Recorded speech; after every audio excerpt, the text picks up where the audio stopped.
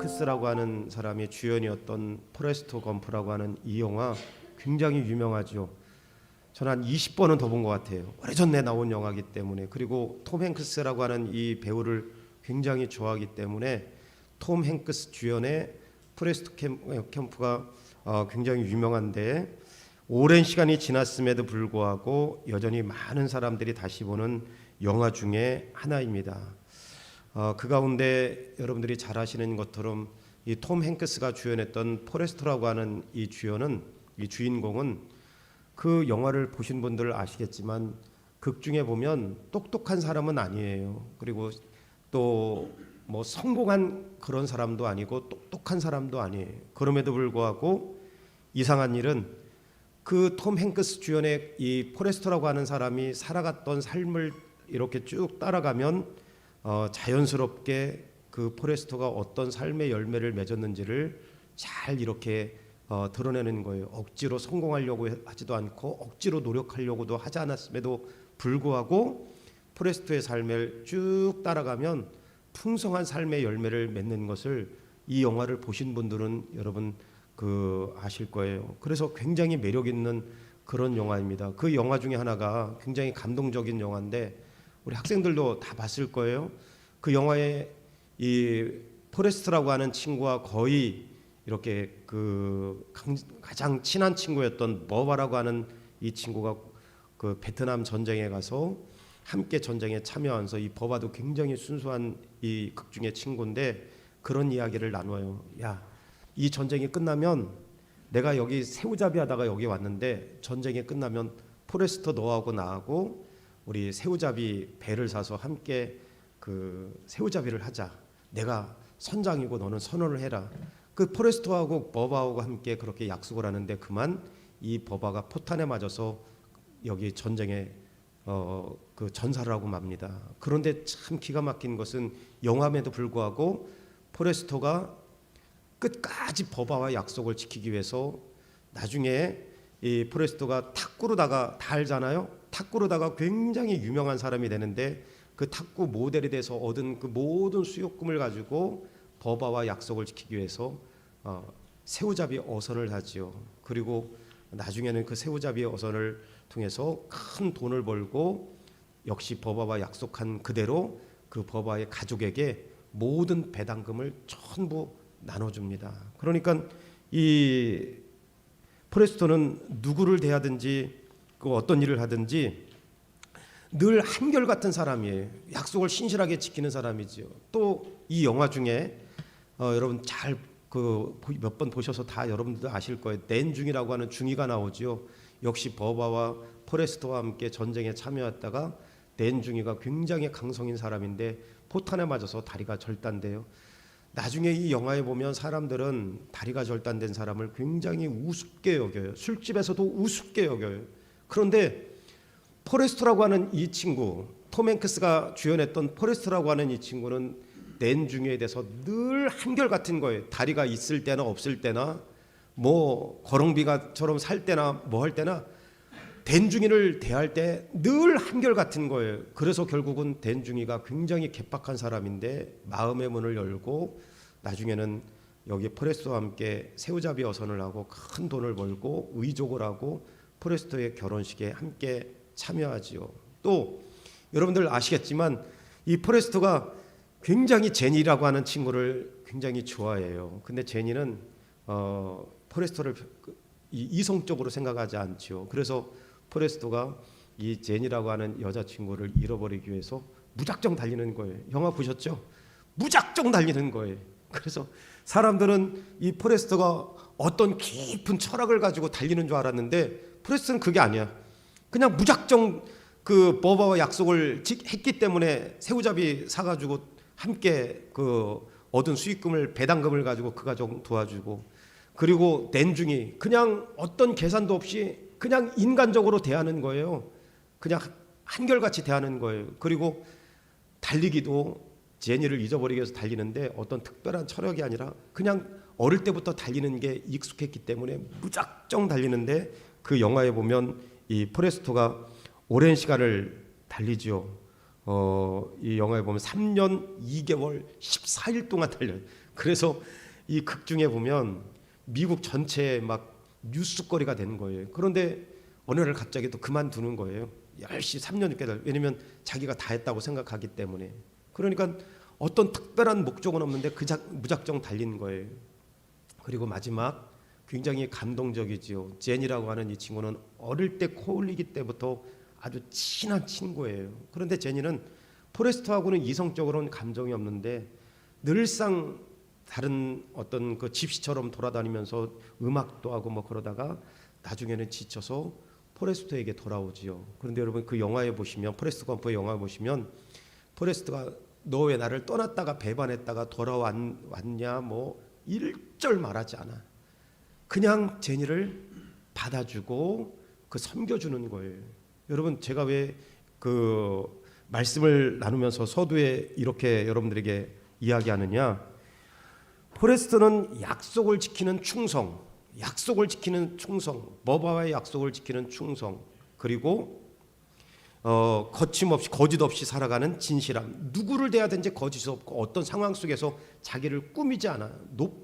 그 탁구로 유명한 그 인기를 얻었음에도 불구하고 대통령 앞에서도 자기를 꾸미지 않아. 우리하고는 다른 면이 많이 있지요. 그리고 끝까지 포기하지 않는 인내, 그리고 계산하지 않는 사랑, 이런 것들이 이 포레스트 검프의 굉장한 매력이에요. 그래서 이 영화가 굉장히 오래됐음에도 불구하고 여전히 많은 사람들에게 BTV 같은 데도 여전히 올라오잖아요. 그러니까 많은 사람들이 이 영화를 보고 마음의 힐링을 얻는 것 가운데 하나라고 이야기하죠. 그래서 여기 포레스트의 행동, 이런 삶의 결과는 노력해서 얻어지는 게 아니라 그 삶 자체가, 그 포레스트라고 하는 이 극 중의 배우 자체가 살아가는 그 자체가 그냥 풍성한 열매를 맺는 거예요. 여러분 오늘 여러분들에게 영화 이야기하려고 하는 것이 아니라 성령의 열매, 우리가 계속해서 성령에 대해서 함께 나누는데 성령의 열매도 이와 마찬가지입니다. 우리가 더 나은 사람이 되려고 애써서 억지로 만들어내는 것이 아니라 성령의 열매는 무엇을 할 것인가의 문제가 아니라 누가 내 안에 계시는가의 문제라는 것이죠. 포레스트 노력해서 성공하려고 하지도 않았고 약속을 지키려고 애쓰지도 않았고 뭐 억지로 인내하려고 하지도 않고, 그런데 그의 삶에는 인내, 충성, 진실함, 그리고 사랑, 이런 것들이 배어나오는 거예요. 마찬가지로 영화의 극 중에 한 인물처럼 성령이 우리 가운데 내주하고 계시면, 내주하시는 성령의 존재만으로 우리 삶 가운데 열매를 맺는 삶을 살아간다는 것을 성경이 우리에게 가르치고 있습니다. 그래서 오늘 말씀을 통해 성령 충만한 그리스도인이라면 자연스럽게 맺어야 할 성령의 열매에 대하여 배움으로 은혜를 나누는 저와 여러분 되기를 주의 이름으로 간절히 축원합니다. 성령 충만한 그리스도인이라면 자연스럽게 우리 삶 가운데 인격 속에, 성품 속에, 삶의 영역 속에 맺어야 되는 열매가 있음을 성경에서 우리 가운데 가르쳐 주는데, 다시 한번 말씀드리지만 성령의 열매는 포레스트라고 하는 그 영화의 그 포레스트라고 하는 삶에서 보여주는 것처럼 억지로 맺는 게 아니에요. 어떻게 애쓰고 막 이리저리 그 열심을 내서 맺는 삶이 아니라 성령이 내 안에 내주하고 계시면 자연스럽게 우리의 삶에, 그리스도인의 삶에 성령의 열매를 맺는다는 것을 말씀을 통해서 오늘 함께 배워보기를 원합니다. 우리 첫 번째 한번 다 같이 한번 읽어보겠습니다. 시작. 바울이 갈라디아 교회 성도들에게 성령의 열매에 대하여 가르친 이유는 무엇입니까? 바울이 갈라디아 교회 성도들에게 성령의 열매에 대하여 가르친 이유는 무엇입니까? 다시 한번 16절 말씀부터 보시면, 내가 이르노니 너희는 성령을 따라 행하라. 그리하면 육체의 욕심을 이루지 아니하리라. 육체의 소욕은 성령을 거스리고 성령은 육체를 거스리나니 이 둘이 서로 대적하므로 너희가 원하는 것을 하지 못하게 하려 함이라. 너희가 만일 성령의 인도하시는 바가 되면 율법 아래 있지 아니하리라. 오직 성령의 열매는 사랑과 희락과 화평과 오래 참음과 자비와 양선과 충성과 온유와 절제니 이 같은 것을 금지할 법이 없느니라. 바울이 갈라디아 교회, 이 갈라디아 지역에 있는 소아시아 저 위쪽이에요. 유럽으로 넘어가는 이 갈라디아 지역 교회 성도들에게 성령의 열매를 가르쳤는데, 왜 성령의 열매에 대해서 가르쳤느냐? 성경은 이렇게 이야기하고 있습니다. 다 같이 한번 읽어볼까요? 시작. 모든 사람이 죄를 범하였음에 하나님의 영광에 이르지 못하더니, 모든 사람이 죄를 범하였음에 하나님의 영광에 이르지 못하더니, 사도 바울이 1세기 초에 갈라디아 지역, 남갈라디아 지역에 있는 그 그리스도인들에게 복음을 전했는데, 그 복음의 시작이 뭐냐? 모든 사람이 죄를 범하였음에 하나님의 영광에 이르지 못했더니, 우리에게만이 아니라 남갈라디아 지역에 있는 여기 그 이방인들 포함한 유대인들에게 사도 바울이 복음을 전하는 거예요. 모든 사람은 다 죄인이다. 모든 사람은 다 죄인이다. 또 6장 23절, 죄인이기 때문에, 다 같이 시작. 죄의 삭은 사망이다. 죄의 삭은 뭐라고요? 사망. 사도 바울이 갈라디아 지역에 있는 사람들에게 전한 복음의 핵심이에요. 모든 사람은 죄인이고, 그리고 죄의 삭은 사망이다. 그런데 그 사망에 있는 그 이런 그 갈라디아 지역뿐만 아니라 오늘 모든 사람들에게 복음의 내용은 단순하고 간단 명료하게 이렇게 말씀하고 있습니다. 다 같이 시작. 누구든지 주의 이름을 부르는 자는 구원을 받으리라. 한 번 더 시작. 누구든지 주의 이름을 부르는 자는 구원을 받으리라. 모든 사람은 죄인입니다. 사도 바울이 전한 복음이에요. 남갈라디아 지역에 있는 사람들에게 전한 복음이에요. 모든 사람은 다 죄인이다. 예 없이 전부 다 타락했다. 그리고 죄의 삭은 사망이다. 그런데 사도 바울이 전한 복음, 기쁜 소식은 뭐냐? 간단 명료해요. 누구든지 주의 이름을 부르는 자는 구원을 받으리라. 할렐루야. 누구든지 주의 이름을 부르는 자는 구원을 받으리라. 시간상 다 전개하지 않겠지만 하나님께서 우리를 구원하시는 방법은 간단 명료해요. 복잡하지 않아요. 뭐 불교회처럼 굴 속에 들어가거나 뭐 108배 하거나 무릎이 터지도록 뭐 엎드려서 절하거나, 아니에요. 성경은 우리에게 간단 명료하게 구원을 받는 방법을 제시해 줬어요. 누구든지 주의 이름을 부르는 자는 구원을 받는다. 누구든지 주의 이름을 부르는 자는 구원을 받는다. 이 부른다는 말은 믿는 자는 구원을 받는다. 할렐루야. 하나님께서 우리에게 구원을 주시는 방법은요, 복잡하지 않습니다. 복잡하지 않습니다. 아주 간단 명료하게 말씀해 주시고 제시해 주셨어요. 누구든지 예수 그리스도를 믿으면 구원받는다. 1세기 당시에 남갈라디아 지역에 많은 이방인들과 유대인들을 향해서 사도 바울이 기쁜 소식, 복음을 전할 때 우리와 똑같은 복음을 전하는 거예요. 모든 사람은 죄인입니다. 3장 23절, 6장 23절 말씀 가운데 죄의 삭은 사망입니다. 그런데 로마서 여기 10장 13절 말씀에 그런데 누구든지 예수 그리스도를 믿으면 구원받습니다. 할렐루야. 이 복음을 제시한 거예요. 이 복음을 전한 거예요. 여러분, 그런데 이 복음을 전할 때 복음을 듣고 갈라디아 지역에 많은 사람들이 예수 믿었어요. 당신은 죄입니다. 죄의 삭은 사망입니다. 그런데 예수 그리스도를 믿음으로 구원받습니다. 이 간단 명료한 복음을 제시할 때 듣고 우리가 교회 나오고 예수 믿는 것처럼 이 사람들도 듣고 예수 믿었어요. 예수 믿는 동시에 어떤 일이 일어났느냐, 잘 들으셔야 돼. 예수 믿는 동시에 어떤 일들이 벌어지느냐, 우리 내적으로 다 같이 한번 읽겠습니다. 시작. 그 안에서 너희도 진리의 말씀 곧 너희 구원의 복음을 듣고 그 안에 또한 믿어 약속의 성령으로 인치심을 받았느니라. 약속의 성령으로 인치심을 받았느니라.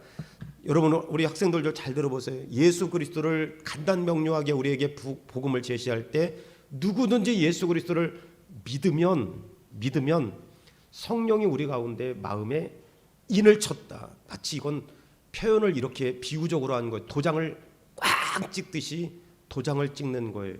도장을 찍는 것입니다. 우리나라 사극에도 보니까 노비로다가 그 살면 뭐 도망치는 노비들 뭐 하면 불에 달궈가지고 등허리에다가 막 꽉 찍잖아요. 그리고 성경에 보면 이 당시 구약 성경에 보면 노비들한테 종이한테 어떻게 했죠? 귀를 뚫었어요.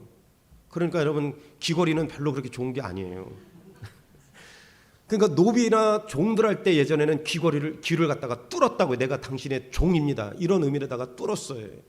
그런데 여기 뭐냐면 진리의 말씀 곧 너희 구원의 복음을 듣고 그 안에서 또한 믿어 약속의 성령으로 인치심을 받았다. 예수 그리스도를 믿는 순간 저와 여러분들 마음 가운데에는 성령이 여러분 마음을 인치신다는 사실을 믿으시길 주의 이름으로 간절히 축원합니다. 그러면 이렇게 물어볼 수 있죠. 그러면 여기 오늘 예배당에 나왔어요. 그리고 말씀을 들어요.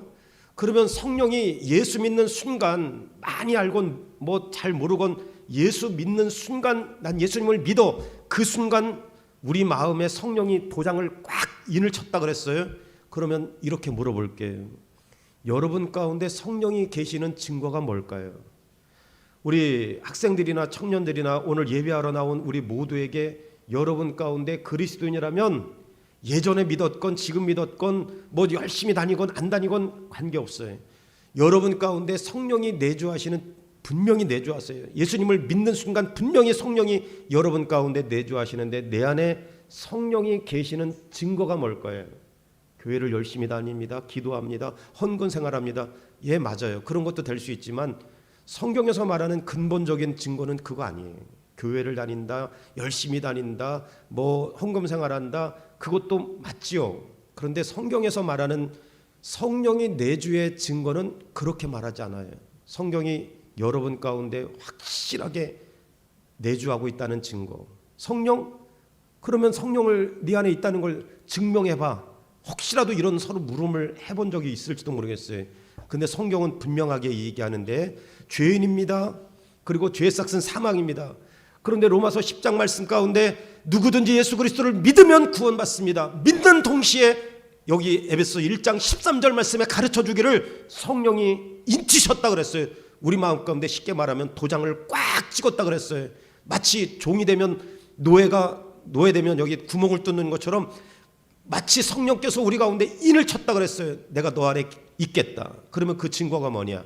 성경은 분명하게 이렇게 이야기하는데 이런 말씀들은 잃어버리지 않으면 좋을 것 같아요. 다 같이 한번 읽겠습니다. 시작. 그러므로 내가 너희에게 말하노니 하나님의 영으로 말하는 자는 누구든지 예수를 저주할 자라 하지 아니하고 또 성령으로 아니하고서는 누구든지 예수를 주시라 할 수 없느니라. 할렐루야. 성령이 아니고서는, 성령으로 아니하고서는 누구든지 예수를 주라 할 수 없다. 이게 증거예요. 우리 세강교회 성도들은 성령 내 안에 계신 거 증명해봐. 뭘로 증명할 거야? 그러면 머리 극적거리면 안 돼. 내가 예수를 믿게 된 게 성령이 내 안에 내주하는 증거입니다. 여러분, 그리고 하다 보면 살다 보면 뭐 열심히 교회를 또 나올 때도 있고 또 여러 가지 일 때문에 못 나올 때도 열심히 나와야 되지만 그렇다고 해서 성령이 구약시대처럼 나갔다가 들어왔다 나갔다 들어왔다 그러잖아요. 예수 믿는 모든 사람에게는 언제 믿었든지 성령이 늘 내주하고 계시는데 그 증거냐? 그 증거가 뭐냐?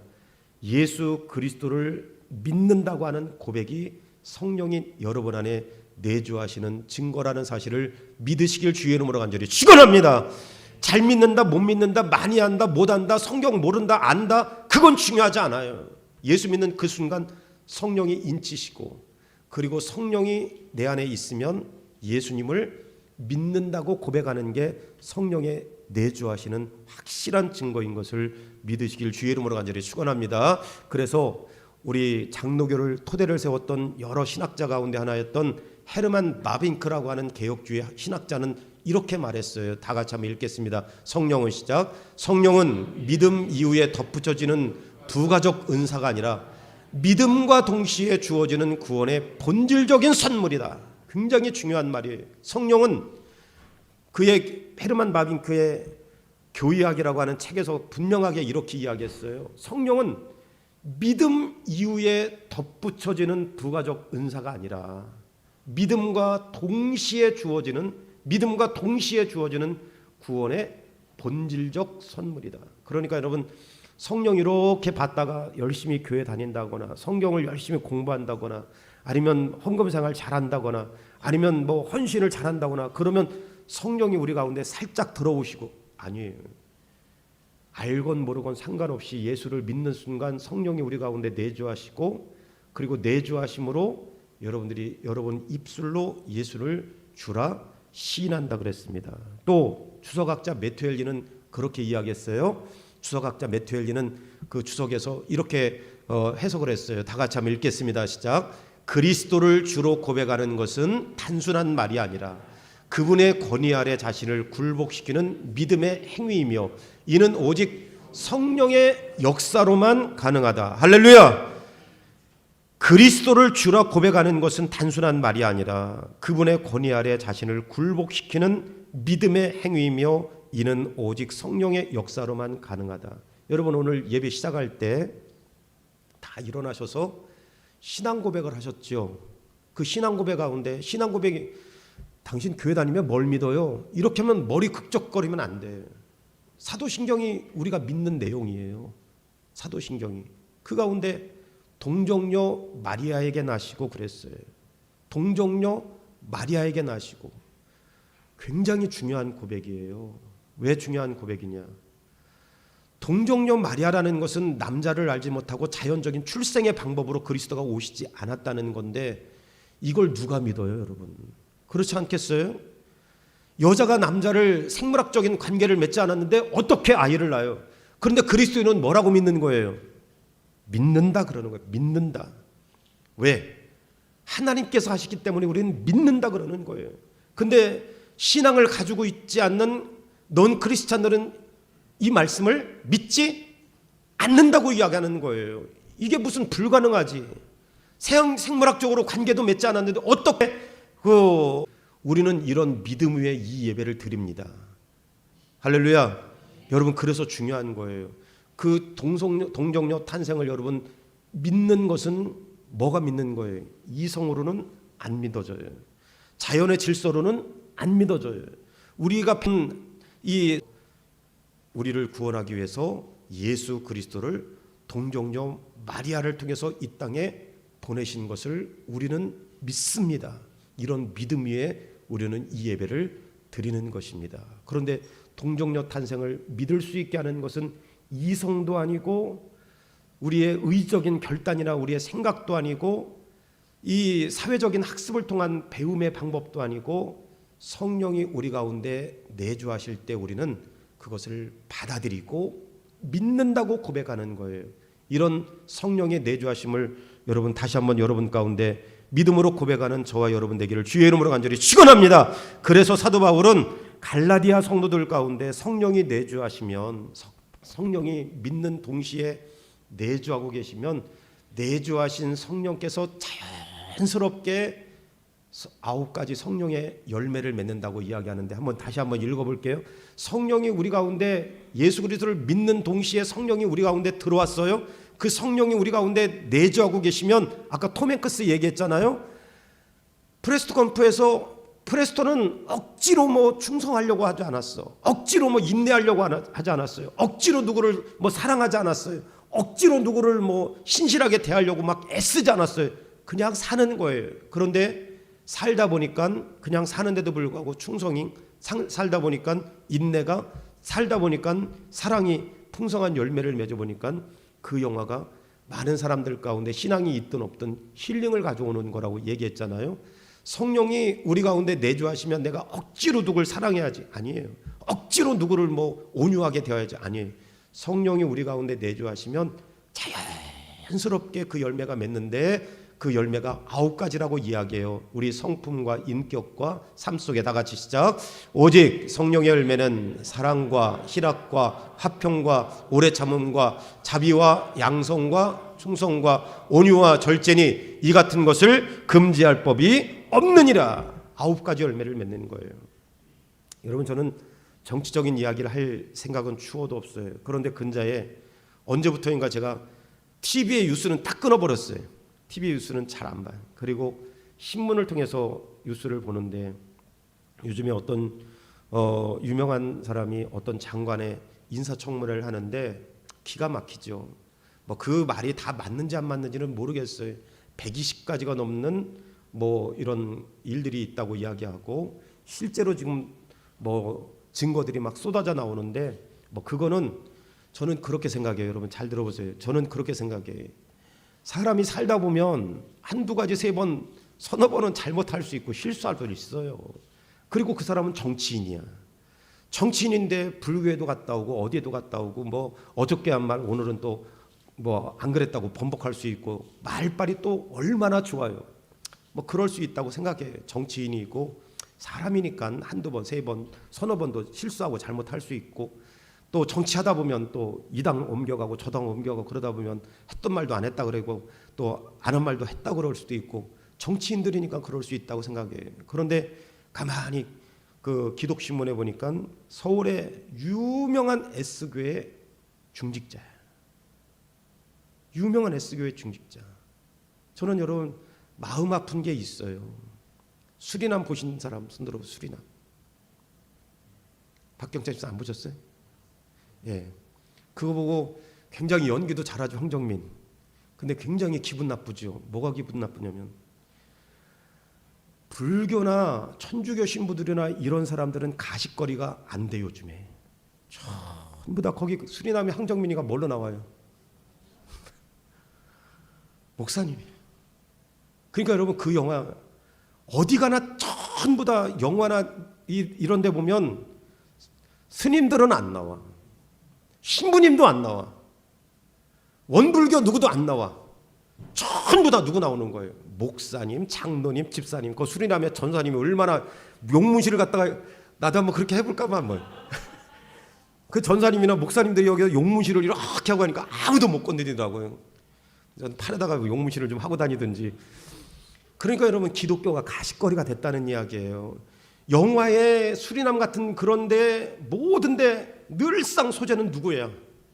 기독교인들이에요. 기독교인들. 그거는 그만큼 기독교인들이 가십거리가 됐다는 이야기가 참 마음 아픈 거죠. 그런데 뭐 정치인이니까 그리고 뭐 살다 보니까 뭐 실수도 하고 뭐 정치인들이니까 말도 바꾸고 그렇게 할 수 있다고 저는 생각해요. 뭐 그렇게 다 그러는데 뭐 그렇게 할 수 있다고 생각해요. 그런데 어느 교회에 서울의 가장 유명한 S교회의 중직자, 여자분이 중직자면 뭐예요? 예? 장로교회 중직자면 뭐예요? 권사지요. 그런데 그 폭언이라든지 그런 거 쫙 들어보면서 나쁘끄러운 거지요. S교회 중직자라고 하는 그분이 뭐 다른 것들은 다 뭐 청문회 나오든지 말든지 다 제껴둬라도 또다시 교회 중직자 이런 이야기를 듣는 순간 부끄러운 거지요. 그러면 잘 제가 이 말을 하려고 그래요. 성령의 9가지 열매, 사랑과 희락과 화평과 오래 참음과 자비와 왕성과 충성과 온유와 절제라 그랬어요. 성령이 믿는 순간 내주하고 계시면 누구나 다 그런 은혜가 넘치는 그런 열매가 뭐 완벽하다는 건 아니에요. 부족해요. 다. 저도 부족하고 다 부족해요. 그런데 갑질로부터 시작해서 그 많은 120가지가 넘는 그런 거 뭐 특혜 뭐 별로 게 다 있더라고요. 그냥 종합 선물 세트야 보니까 이거 보니까 그런 사람들이 여러 명 있었지만 날로 새로운 거예요. 완전히 종합 세트야. 그런 걸 보면서 내가 무슨 생각했냐면 어쩌다가 한번 실수하고 여러 번 뭐 실수하고 정치인이니까 뭐 그렇게 다 넘겨준다고 생각해도 서울 S교회 중직자라고 하는 이야기하면서 그런 종합 세트적인 그런 잘못과 그런 이런 일들을 하면서 저분은 정말 그러면 성령의 열매가 있는 사람인가? 성령이 내주하시는 사람인가? 그게 오래전부터 그냥 10몇 년 동안 지금 누적되어 있는 게 한 번에 지금 그 검증하니까 확 폭발되는 거잖아요. 원펜타스인가 뭐 그거 포기하라니까 절대 그 포기한다는 말 안 하잖아요. 나 같으면 포기하겠는데.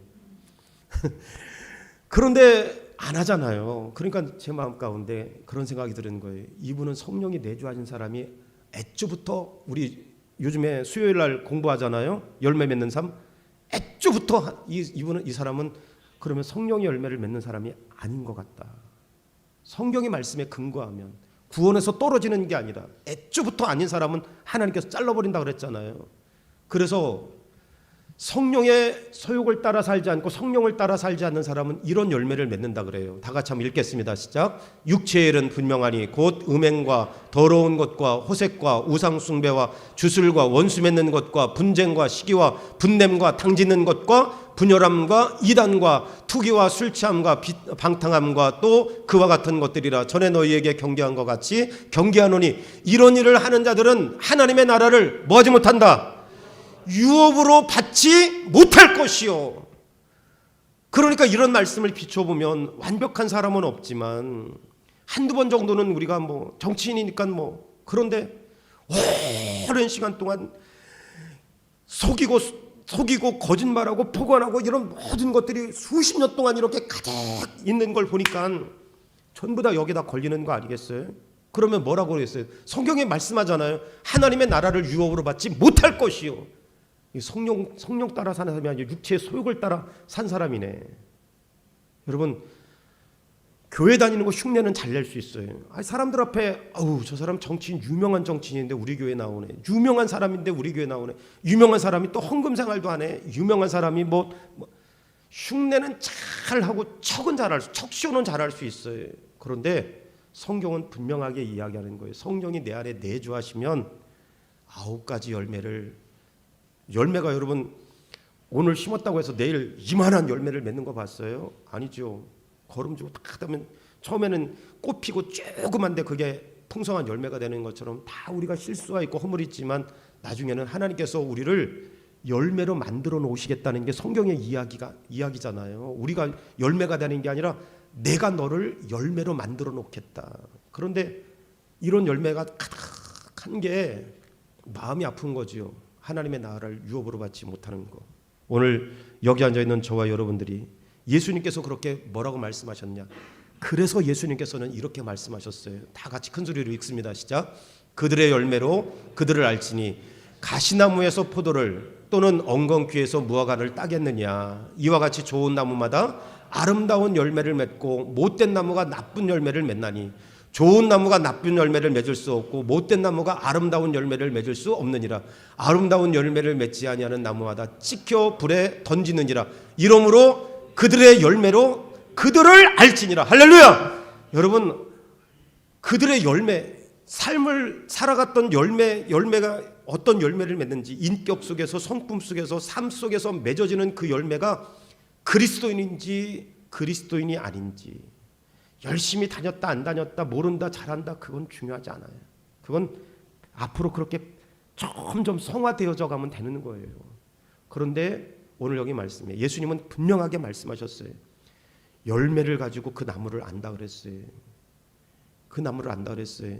흉내는 그리스도인인데 열매는 완전히 썩은 거야. 여러분, 시골에 산 사람들 그 감나무, 고엽나무 장로님 아세요? 고엽나무 요만하지요. 고엽나무, 저도 고엽나무, 산에 나는 고엽나무는 요것 많아요. 김혜숙 권사님도 아시죠? 고엽나무? 그 학교 갔다 오다 그거 입에다 이만큼 넣어가지고 그 거짓말 좀 더 보태면 이만큼 입에다 넣고 뱉으면 기관총으로 씨가 나가는 정도예요. 고엽나무, 그게 고엽나무예요. 고엽나무는 감나무가 아니에요. 감나무처럼 생겼어. 그런데 모르는 사람은 감나무라고 생각해. 근데 열매는, 감은 이만한데 열매는 고엽나무 이만한 게 맞아요. 예수님은 뭐라고 말씀하셨어요? 열매로 나무를 안다 그러셨어요. 열매로 나무를 안다. 예수 그리스도를 믿음으로 구원받고 하나님의 자녀가 되었다면, 성령이 내 안에 내주하고 계시면 인격과 성품과 삶 속에 성령의 열매를 맺고 살아야 될 줄로 믿으시길 주의 이름으로 간절히 축원합니다. 주님, 성령의 열매를 맺는 삶이 되기를 원합니다. 두 번째, 그러면 한번 읽어보겠습니다. 다 같이 시작. 어떻게 성령의 열매를 맺으며 살 수 있습니까? 그러면 어떻게 성령의 열매를 맺으며 살 수 있을까요? 믿음과 동시에 우리 가운데 성령이 내주하신다 그랬잖아요. 근데 조금 더 구체적으로 어떻게 성령의 열매를 맺을 수 있을까요? 육체의 소욕은 성령을 거스리고 성령은 육체를 거스리나니 이 둘이 서로 대적하므로 너희가 원하는 것을 하지 못하게 하려 합니다. 오직 성령의 열매, 쭉 성령의 열매에 대해서 배웠어요. 어떻게 성령의 열매를 맺을까요? 여러분, 종종 제가 직접 농사를 져봤기 때문에 그래요. 안양교회에서 영월에 가서 여러분 여러 번 설명했잖아요. 참 하나님께서 그때 왜 농사를 그렇게 짓게 했냐. 그 교회에서 그 농장을 만들어 놓고 10년 동안 거기 다녔는데, 이 호두나무예요. 근데 호두나무는 뭐라 그랬어요?